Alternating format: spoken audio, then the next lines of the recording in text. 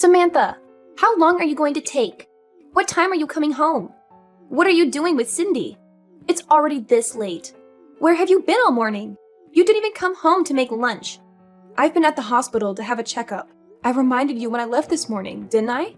And I think I told you that I would have this checkup a week ago when I made the appointment. I mentioned that I wouldn't be able to prepare lunch for you. I'm thinking of going to my parents' house to let them see Cindy. I'll spend a few hours there, and hopefully Cindy will be able to have a nap before I come home. Cindy was only born last week. You can't parade her about outside all day. You've got to bring her home right now. It's already this late. I can't believe you could be so irresponsible. Don't you care about Cindy at all? She could get sick this late. It's still 1:30, and there's no need to be so overprotective. I've taken precautions for the sunlight, and we're only going to see my parents. It's not like I'm taking her to meet everyone I know or pushing her pram through a crowd of sick people. I'm following the doctor's advice and making sure she has undisturbed rest and gets her milk. I wouldn't do anything that I didn't think we both could manage. But you can't keep her away from me this long. She's already been away from me for 3 hours. Cindy needs me. You can't do this to her. Give her back to me. What are you talking about? She's not a thing, and she's not yours. I've decided that I'll raise Cindy myself. I can't trust you with her. I've watched how you've been with her for the past week, and it's obvious that you're no good as a mother. You don't know how to take care of her. If you raise her, she'll end up unhappy. Or worse, she'll be unhappy and she'll be rebellious. It's people like you that end up raising criminals. I can't just stand by and watch you ruin her life. The best thing for Cindy is if you give her up. I'll raise her as my own daughter. She's mine. So give her back. Cindy is my first child, so of course I don't expect to be able to do things perfectly all by myself. That's why I've been listening to all the advice you've been giving me this week. And I'm really happy that you're helping. But no matter what I do, you keep on complaining that I'm doing things wrong. So that's what you're thinking of me? I'm doing my best to help you. How can you be so ungrateful? I bet you think that I'm in the way, don't you? You're the one that's living in my house. I'm letting you stay here. I'm providing the roof over your head, and I don't even ask for rent. I've done so much for you. And this is how you repay me? This is why I never approved of Alex marrying a woman like you. You're the one that asked that we moved in with you.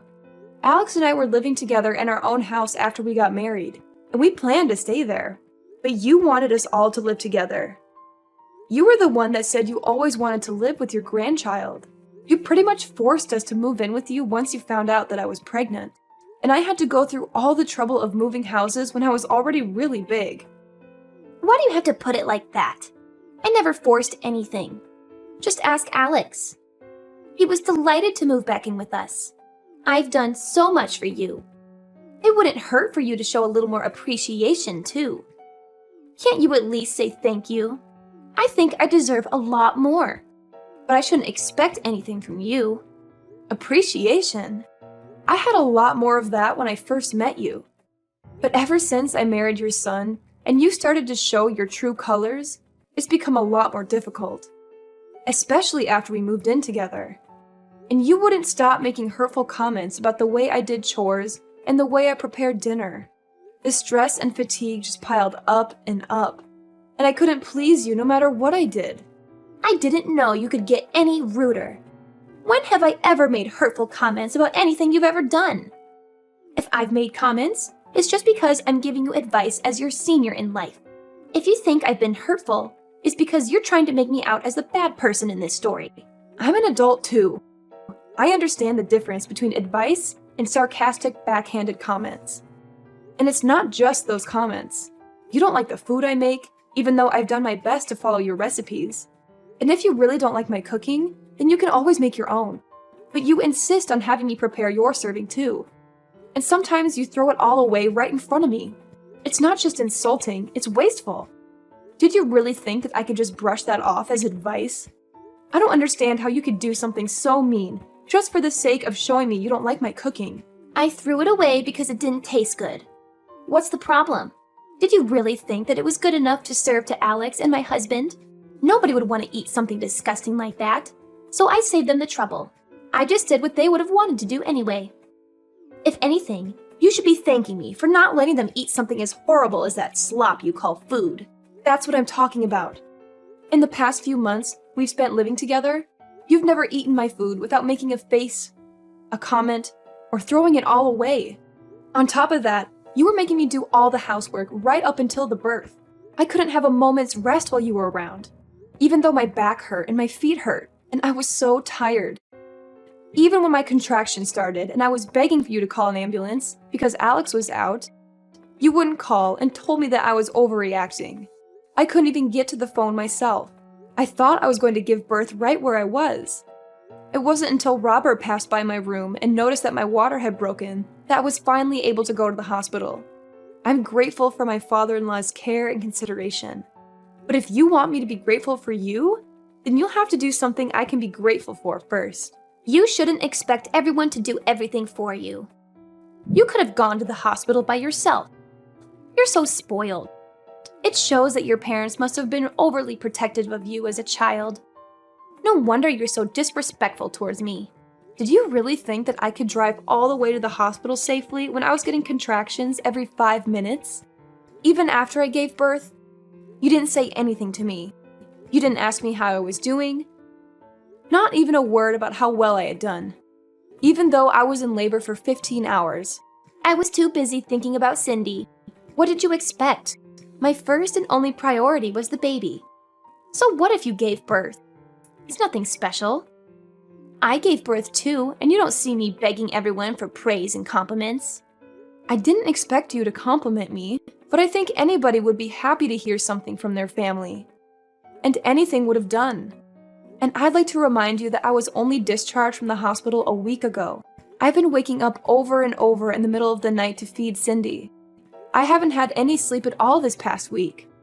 I'm still trying to get used to a lot of new things. A lot of new emotions and a new sleep routine. And I'm literally all over the place. But you're still making me do all the housework. I thought you said that it would be better for us all to live together because you'd be able to help out with the baby. But you haven't been doing anything. Even though Alex and his dad say that I don't have to do anything, to rest when I can, and not to push myself too hard, I have to do everything while they're at work because you won't do anything. Oh, you really are spoiled. You were the one that married my son, not the other way around. What's the point in having you here if you're not going to do the chores? You can't seriously think that you can spend your days just laying around doing nothing. You're being childish if you think that's how things work, just because you've moved in with us. I'm here to be with Cindy, not with you. And you shouldn't expect everyone to be nice and kind to you just because you've given birth. So what? It doesn't change anything. You're sorely mistaken if you think you get to slack off just because you've had a baby. The one thing we all care about is Cindy. I couldn't care less about you. And nobody else does either. We only need Cindy. I can't believe you're not going to even bother to hold back your punches. I take it you mean that there's no use for me at your house if I'm not going to do all of your housework for you? That's right. I'm glad you finally understand. We only need Cindy to make us happy. I don't need a rude, disrespectful, annoying daughter-in-law like you around the house. If you're not even going to do what you're here for, even if you did do the chores and prepare our food, you're useless. I end up having to redo everything you do anyway. You are just wasting my time, and having you here is a waste of space too. So we don't need you here. So you think I'm rude and useless? All right. What? Am I wrong? I don't think I said anything you couldn't understand. I made it quite clear. We don't need you in this house. To be honest, I'd prefer if you'd leave as soon as possible and never come back. You don't have to worry about Cindy. She'll be in good hands. We'll raise her without you. I think that's best for her as well. She doesn't need a useless woman like you as her mother. I just want to check if you want me to leave. Then that means you don't want to live with me, doesn't it? How many times do I have to tell you? I don't want to live with you and I want you out of my house. Do you understand? Yes, I do. I understood that perfectly. Then I won't be coming back. I'll be staying at my parents' house. They've got a spare room that I can use, so there's no reason for me to return today. I'll go and get my things another day. Will that make you happy? Of course. Do whatever you want. You're an adult. I don't care where you stay, as long as it's not in my house. Nobody in this house is waiting for you to return anyway. I'll have Alex go and collect Cindy from you when he gets home from work. So make sure she's had her rest, and you've got all her things ready by then. I'll let you spend these last few hours with her, at least. You're not going to come back to this house, so this will be the last time you ever see her. I'm glad you finally come to your senses. You're not fit to be a mother. I understood the part about not coming back to stay in your house. But you're wrong about one thing. I am not handing my daughter over to you.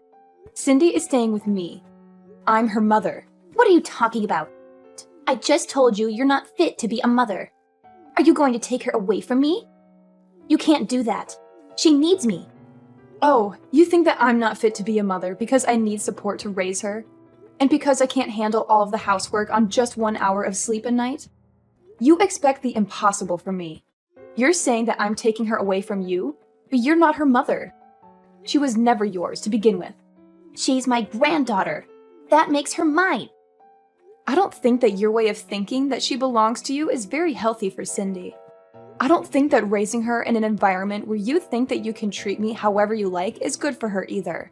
Alex and Robert have both lost their patience with the way you've been treating me. I know that the both of them have done their best to talk with you privately and get you to change your attitude, but it still hasn't changed after months. And if it's only going to get worse now that Cindy's born, I'd rather not live with you either. Your own son and husband have given up on getting you to change your ways, so there's no way I can keep hoping. Robert as well? You're lying.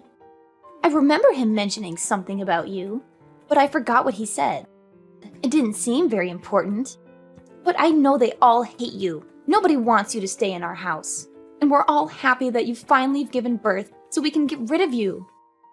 And keep Cindy. Who's they? Do you mean Alex and Robert?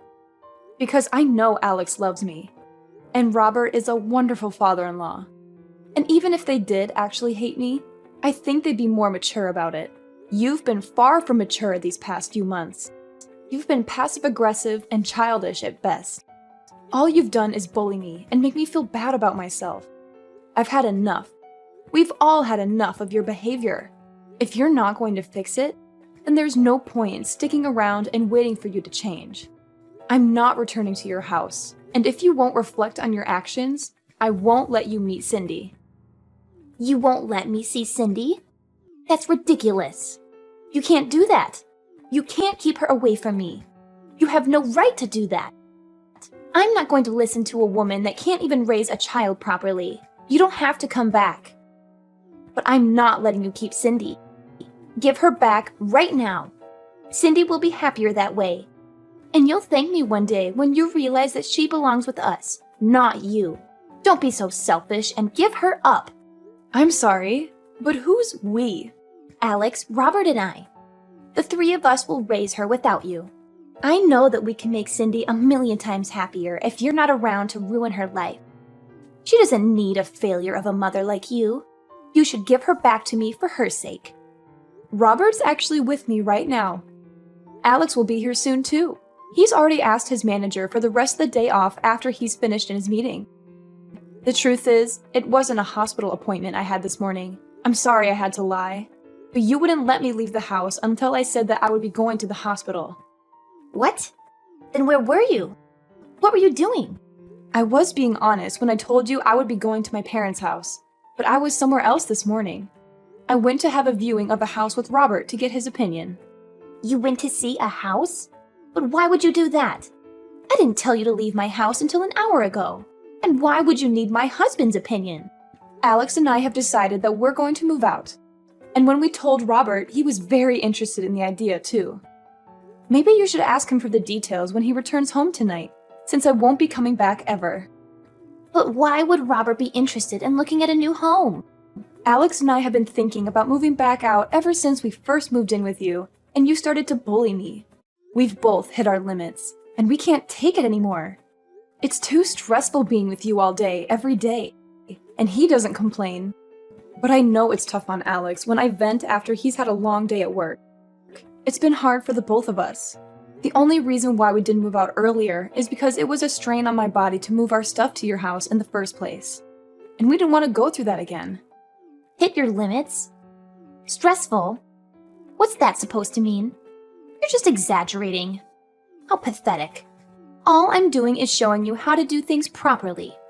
Alex has had enough of your behavior too. He can't stand the way you speak to me. And he knows that you've been throwing away the food I make as well. He knows about how you follow me around when I do the laundry and the washing up, nitpicking at every single thing. He promised me that we would make preparations so that we can move out as soon as the baby was born. And he kept that promise. He found a few places that were open for viewing, and cut the choices down to 2 places so I wouldn't have to go back and forth. When we spoke to Robert, he offered to pay half the deposit, saying that he wanted to come with us. Excuse me? Robert wants to move out? Well, he was obviously including me when he said that. He meant that he wanted to move in with us and move away from you. Apparently, he's had enough of your attitude as well. And since you won't change, no matter how many times he's spoken to you, he's decided to leave you. He's telling me that he left the divorce papers on the table in the living room. Have you seen them? He says he's already signed them, so you just have to sign your side and leave them there. He'll have them filed tomorrow. I found them, but I don't understand. Why would he want to divorce me? I haven't done anything to deserve this. Give your phone to him. I want to speak to my husband. He's with you, isn't he? Let me talk to him. I can't trust a word you say. Why would I lie? Those papers have already been signed, haven't they? I wouldn't fake his signature just to trick you. Robert says that he'll talk to you when he gets home, but that he's already made his feelings clear in past conversations. You just haven't been listening to him properly. Anyway, we're busy getting our new home ready. Could you wait until later? I don't understand why Robert and Alex have to move away too. I only said that you don't need to come home. What about me? What am I supposed to do? You can't leave me here by myself. Robert says that he'll give you that house in the divorce. He has no need for it if he's moving in with us. And he doesn't want you causing us trouble just because you can't find a new home for yourself. You're lucky he's being so generous. Alex and I have no intention of living with you ever again. And of course, we're not going to give you our daughter. Robert's decided he wants a divorce and that he doesn't want to live with you anymore. I think that explains everything you want to know. What about me? I'm going to live here all by myself? You're not making any sense. Why can't I come with you? Weren't you listening to what I said? We've told you over and over that the way you've been treating me is unacceptable. We wouldn't have had to do this if you had fixed up your attitude and stopped behaving so immaturely. If you listened to your own husband's warnings and your son asking you to stop treating me so horribly, we would have never decided to move out. We would still be living with you and you would still be able to spend time with your loved ones. But unfortunately, you haven't shown any signs of changing or even feeling bad about what you've done. You deny all responsibility, and we've had enough. Because of your selfishness, you'll have to spend the rest of your life all alone. What about Alex? What does he think? He can't be serious about leaving his own mother all alone. I raised him. He's better than that. He would never abandon me like this. You've tricked him into thinking that I'm the bad person, and convinced him and my husband to follow you. Have you forgotten that Alex was the one that always was intervening and defending me from you when we first moved in? He was doing his best to keep himself between you and I when he could, and making sure that I wasn't stuck with you alone when he was at home.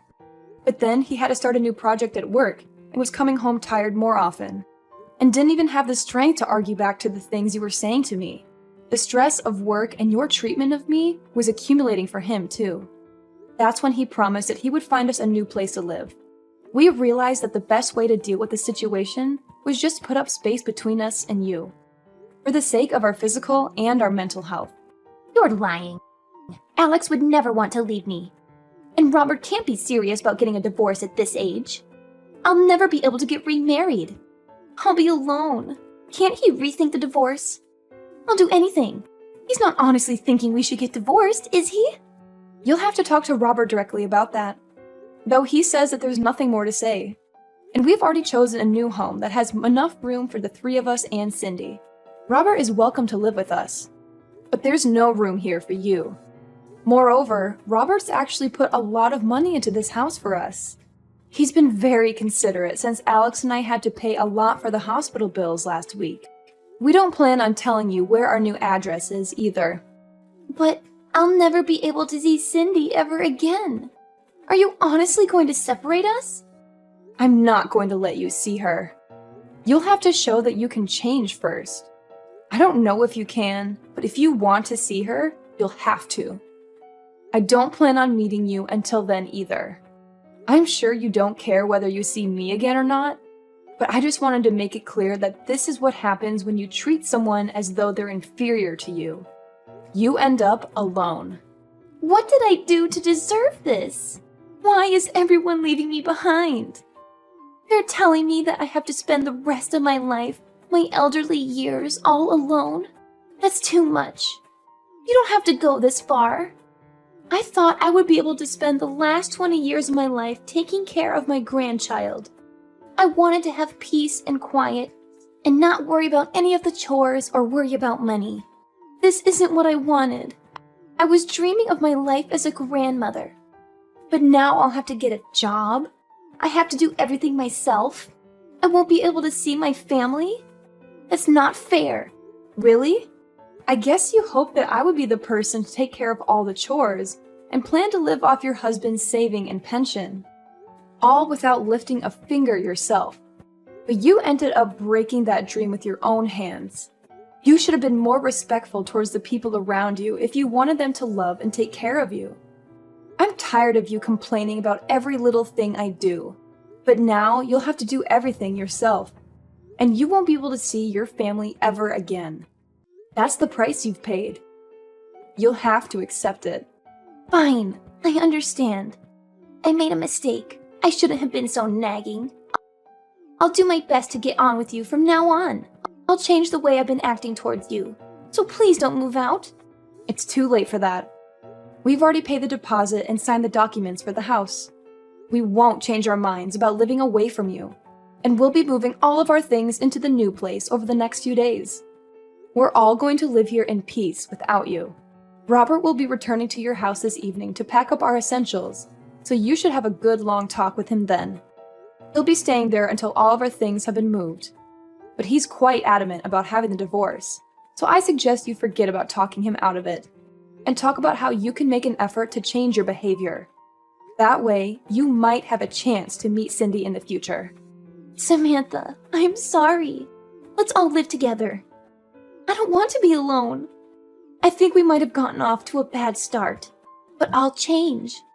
I'll do whatever it takes.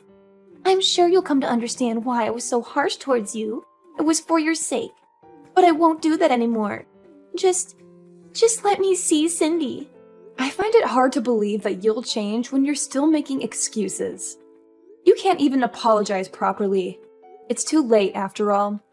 You can't change. Besides, you were saying yourself that you don't want to live with me, remember? I confirmed over and over. And you said that you wanted me to leave. Well, I don't want to live with you either. I hope you'll enjoy your final years without a rude, useless woman like me in the way.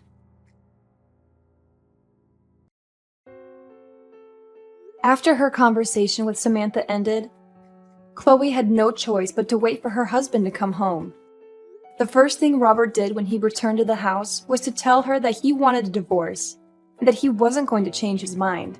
He checked that she had signed the papers and took them to his lawyer to have them filed.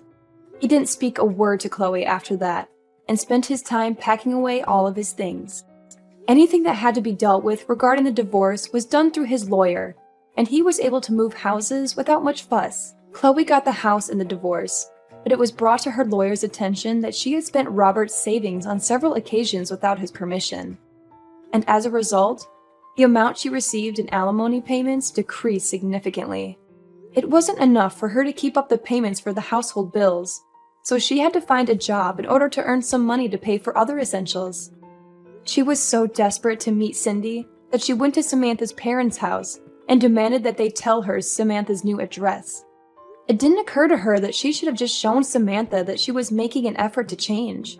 In the end, Samantha's parents called the police because of how aggressive Chloe was being, and Chloe was taken away in a police car to be questioned. Chloe was not only divorced and looking for a job, but she was also slapped with a restraining order from Samantha's parents. On the other hand, Samantha and Alex were living happily ever after with their small family and were looking forward to having their next child. Robert was delighted. He was freed of his selfish wife and was taking great pleasure in taking care of his granddaughter.